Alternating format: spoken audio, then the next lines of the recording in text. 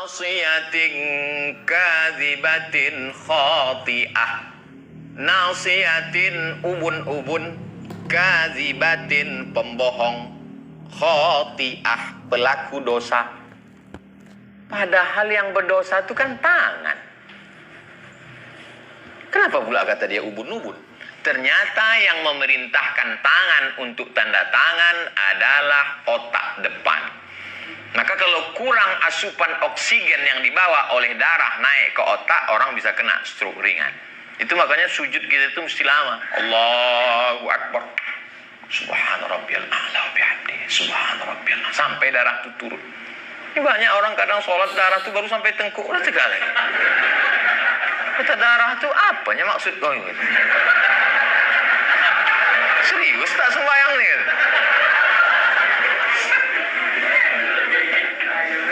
Itu maka Bapak Ibu sehat-sehat, segar-segar. Padahal tugas di PTA ini berat. Kenapa? Karena sujudnya sempurna. Subhana rabbiyal a'la wa bihamdihi. Banyak orang sujud itu macam stempel pos.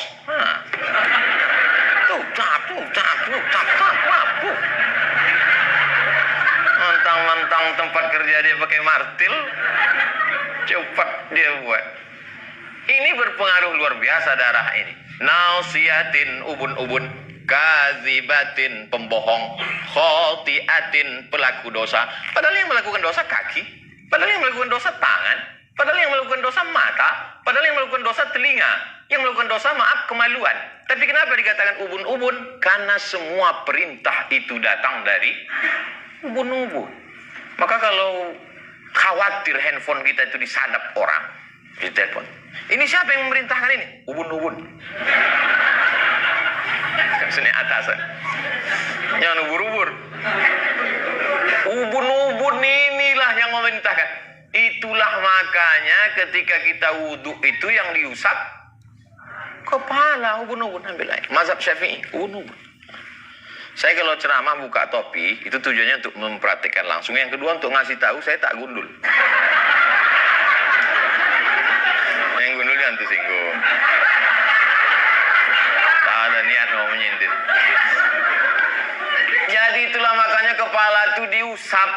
Dan ternyata kata pakar otak, saya pernah didudukkan satu majelis dengan pakar otak. Kalau saya pakar di bidang otak-otak. Pakar otak didudukkan sama saya membahas ayatnya, dia membahas otak. Kata dia, otak kita nih Pak Ustadz, itu di-scan satu hari 5 kali. Ada alat scannernya. Subhanallah, Masya Allah. Sama macam ajaran Islam. Satu hari kita men-scan kepala 5 kali. Subuh, zuhur, asar, maghrib, isya. Itu yang jamaah webinar. Adapun di PTA, tahajudnya. Itu maka mereka mendapatkan kedudukan yang mulia, yang terhormat, yang luar biasa. Jadi setiap saya mengatakan itu bisa jadi doa, belum terwujud. Jadi kalau saya berdoa untuk saudara saya, dikirim Allah malaikat. Apa kata malaikat? Amin, kabulkan doa orang ini, walaka misluh, maka kau dapat sama seperti yang kau doakan. Lalu apa bentuk efeknya terhadap makanan tadi Pak Ustadz? Apa pula yang merubah integritas kita? Maka sesungguhnya segala yang kita makan mempengaruhi cara berpikir otak kita. Jangan heran kalau ada ketemu orang isi otaknya kotor terus. Gara-gara makanannya kotor. Berefek ke kepala. Makanya saya kalau diajak orang makan, itu saya tengok-tengok dulu orangnya. Saya tengok. Ustaz, makan kita. Aduh, saya sibuk betul. Saya tak mau saya. Kenapa? Saya tahu. Ini paling-paling nasi kotak. Ceramahlah saya di bank konvensional. Saya kalau diundang ceramah konvensional, saya tetap datang. Tapi makanan, duit yang dikasih tak. Kasihlah kue kotak. Saya sedang puasa sunat. Balik dari ceramah, pas di bawah flyover azan maghrib. Allahu Akbar, Allahu Akbar. Begitu saya buka, oh lemper. mau dilewatkan Allah mau barik lana, datang bisikan malaikat, haram Abdul Somad. Apa kata setan? Halalkan dengan bismillah. Setan ini pandai. Saya tahan sampai jam ceramah maghrib di Sakuntala. Ceramah maghrib Sakuntala, bla bla bla bla, buka puasa pakai air putih, Allah barik lana fi ma razaqtana wa qina azabannar sampai Isya. Habis Isya tanya jawab, panjang pula tanya jawab lagi daripada pengajian. Habis itu pulang. Nanti enak nih makan kerang rebus di jalan Nangka. Sampai sudah turun mau ini, nampak saya lah orang, maaf, buta jual kuaci. Saya tanya, mau kemana? Mau pulang Pak, kata dia. Di mana tempatnya? Jalan Paus. Udah malam, udah jam habis Isya pengajian jam 9. Dan kaki ke Paus paling tidak dia jalan 30 menit lagi. Saya tunda makan, saya bawa dia. Ayolah, saya antar ke Paus. Saya antar ke Paus, saya kasihkanlah kue kotak tadi. Ternyata jatah dia lah itu. Berarti Ustaz kasih dia makan haram? Enggak. Karena itu tuh kepentingan umum, orang susah. Adapun untuk kita mengambil manfaat di situ maka tak boleh. Makanya kalau ada duit-duit haram, serahkanlah ke masalih ammah yang dinikmati. Jadi maksud Ustaz boleh kami ambil uang haram? Mana tahu dah tak tertolak lagi.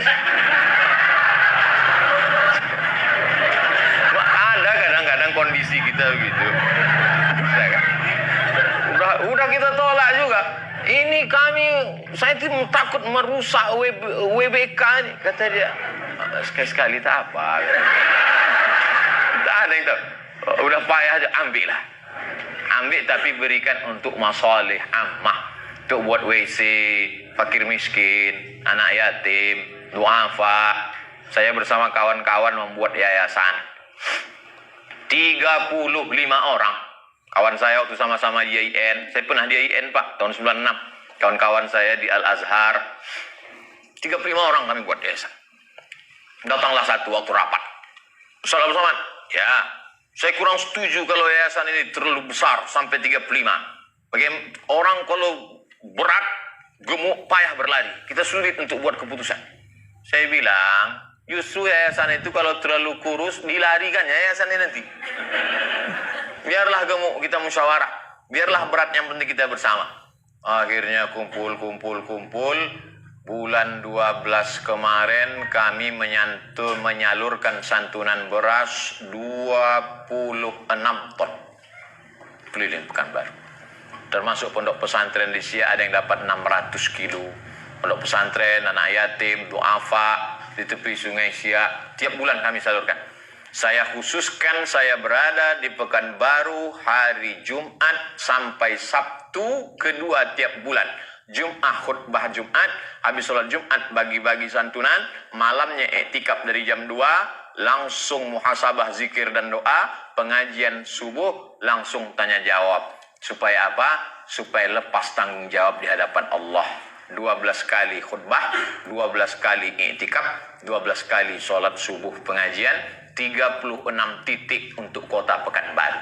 Jadi tak ada alasan orang mengatakan apa itu Abdul Somad, Ustadz terbang hinggap lebih banyak terbang daripada hinggap. 36 titik untuk tahun 2021 dari Januari sampai Desember itu untuk kepentingan bersama. Jadi kalau ada nanti ada komen-komen di Instagram, di YouTube, Ustaz Abdul Somad kok nggak ada pengajian di Pekanbaru? Kau tak datang. Bapak Ibu yang dimuliakan Allah Subhanahu wa taala, itu menjaga bagaimana jangan sampai nasiyatin kadzibatin khati'ah.